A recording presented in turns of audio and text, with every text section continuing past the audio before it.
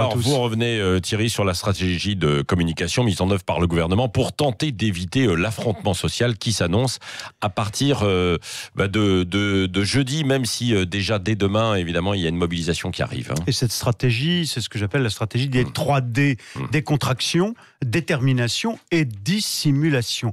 Décontraction d'abord avec cette lourde mise en scène hier après-midi d'un gouvernement qui se réunit un dimanche soir à Matignon pour travailler, certes, pour s'entendre sur le discours à tenir, surtout pour éviter les couacs des semaines précédentes, par exemple, mais un gouvernement qui s'affiche en jean, col roulé, chemise ouverte, pour bien signifier, par ses symboles vestimentaires appuyés, que rien ne fait peur à l'exécutif et qu'il aborde l'échéance de la grande mobilisation du 5 décembre, donc dans la sérénité. On vous l'a dit, tout ça faisait un peu surjouer hier, Patrick, mais les acteurs sont restés quand même fidèles au texte écrit à l'Élysée. Oui, parce que derrière cette mise en scène, le message de fond dicté par Emmanuel Macron lui-même, c'est bien « on ne lâchera rien ». Et c'est le deuxième D, celui de la détermination, avec une communication gouvernementale qui développait en effet ce week-end deux messages.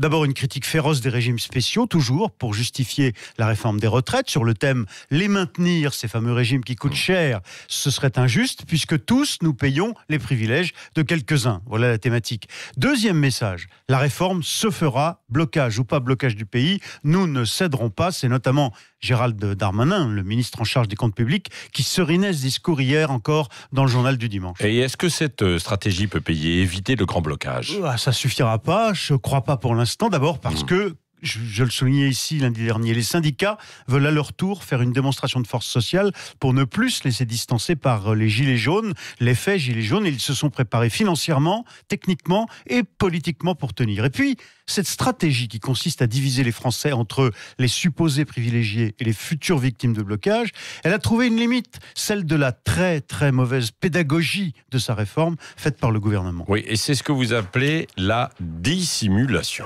C'est le troisième D, en effet, celui de la dissimulation. Évidemment, le gouvernement n'a pas dissimulé sciemment ses intentions. Il a toujours dit qu'il souhaitait un régime unique, universel. Mais en restant extrêmement flou sur les facteurs de calcul des nouvelles retraites après réforme, en laissant entendre par exemple qu'on ne calculerait plus la pension sur la moyenne des meilleures années, il a donné l'occasion aux syndicats de simuler des scénarios de futures retraites, des théories évidemment, mais des retraites qui seront à terme beaucoup plus modestes qu'aujourd'hui. C'est ce qui sort de ces simulations.